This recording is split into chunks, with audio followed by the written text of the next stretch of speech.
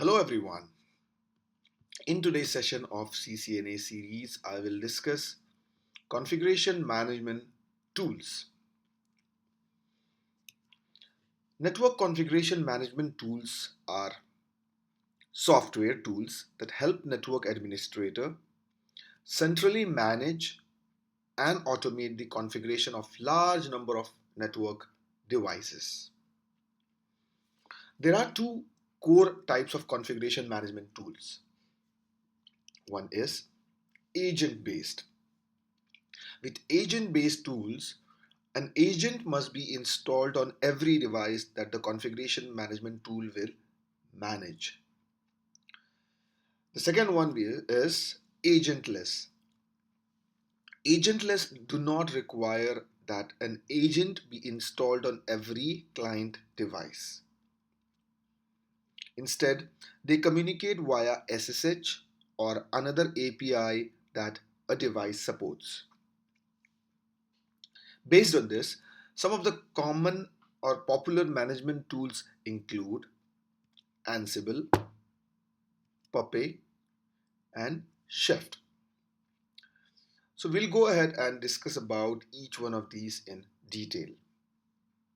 Or we will also look at some of the features and file types as well. Starting with Ansible. Ansible is one of the most popular configuration management tool. It is coded in Python and uses YAML for configuration tasks. It uses an agentless architecture. Ansible relies on features typical in network devices, namely SSH or netconf, to make any changes and extract information.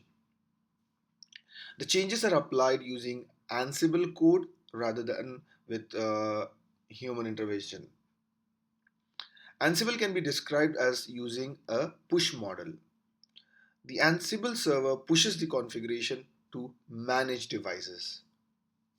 Before we go ahead and discuss about how it uses push model, let's look at some of the components or important files of Ansible.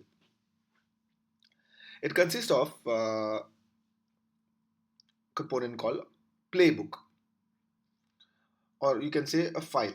This file provides actions and logic about what Ansible should do. Playbook can be used to define device configurations. And playbooks are YAML files that define a set of tasks to be executed by the Ansible. Configuration is nothing but tasks.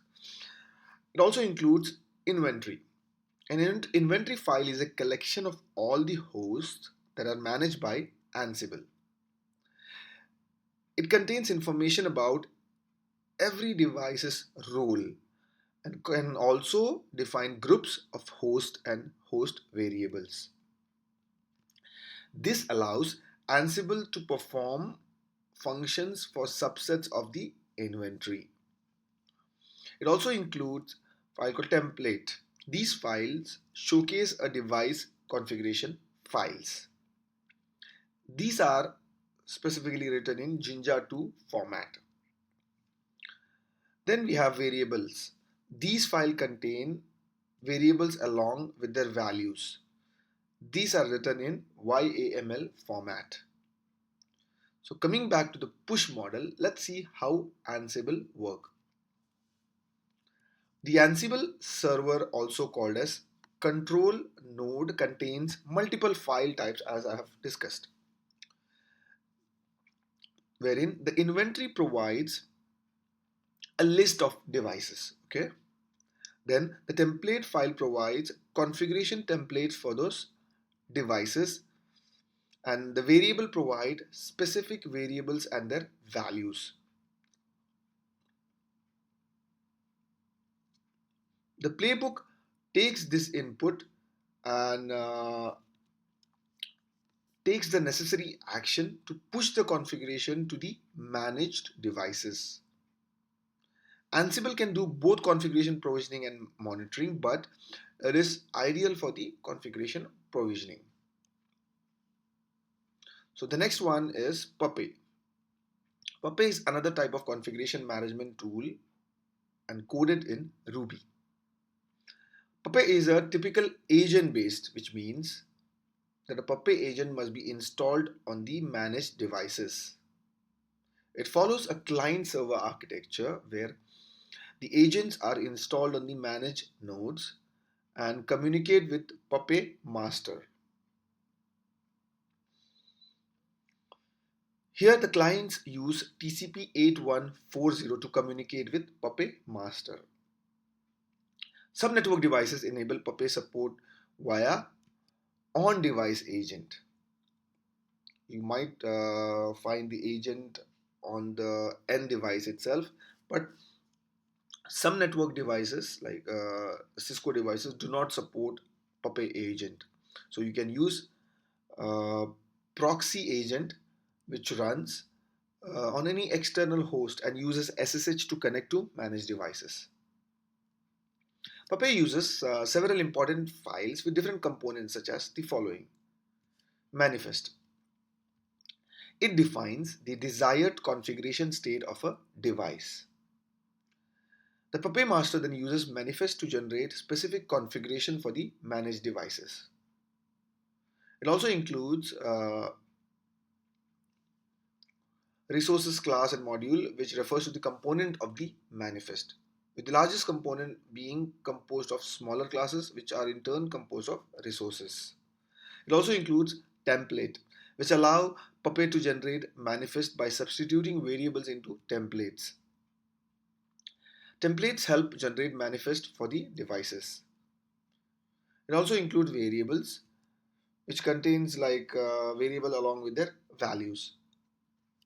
Puppet uses pull model as well. Herein, client pulls the configuration with Puppet master rather than Puppet master pushing the configuration to the managed device. Let me explain this with an example. First, the engineer builds the file by creating or editing all the files in the server.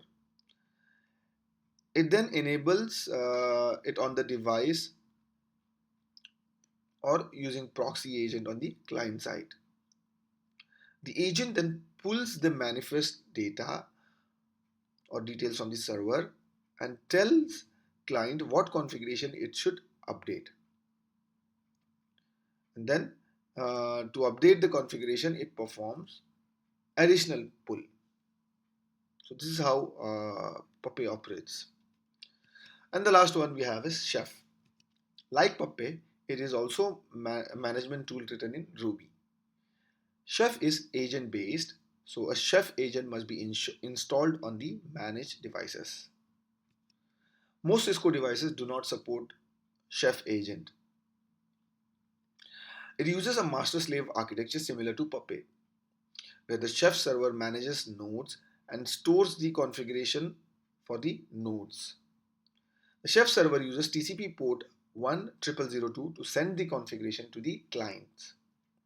Each node runs the Chef client or Chef agent and pulls the configuration task from the Chef server. Chef uses, as I said, pull model and an architecture similar to that of Puppet. For network devices, each managed device is called a Chef node or Chef client runs on agent. The agent performs configuration monitoring in that client pulls uh, recipes and resources from Chef server and then adjusts its configuration to stay in sync with the details in those recipes and run lists, which we'll discuss in the upcoming slide. So, files used by Chef include such as resources, which are like ingredients in a recipe.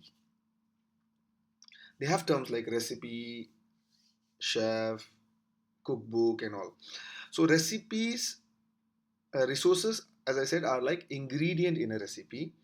So, resources define configuration objects managed by Chef. A configuration object could be a set of configuration command. For example, like like an interface configuration or VLAN configuration, etc. Then we have recipes, which are like recipes in a cookbook. These recipes defines the configuration you want to apply to the network device, like configuring the device host name and interface configuration, etc. Then we have cookbook, which are sets of related recipes grouped together. These represent a group of recipes together. We also have run list, which are these are the ordered list of recipes that are run to bring a device to the desired configuration state. So a run list in a chef is a list of recipes that you want to apply to a network device. It specifies the order in which recipes should be executed to configure the device. For example, you might have a run list that includes recipes for setting up interfaces, configuring routing policies, and applying security policies. So let's have a brief overview of chef architecture. It includes workstation. All the configurations are developed in the workstation of the chef. Admin prepare cookbooks and recipes on chef workstation, a computer actually. Then we have chef server. Chef server is the centralized working unit of chef setup. Here all the post development configuration files are uploaded and the required information is stored on a chef server, which is in the middle. Then we have chef clients. The managed devices, the chef clients, communicate with chef server. Chef clients can include network devices, servers, storage devices, and public clouds. That's it for this session. I hope this was informative for you. Thank you for watching, and if you have any queries related to the topics or exam, you can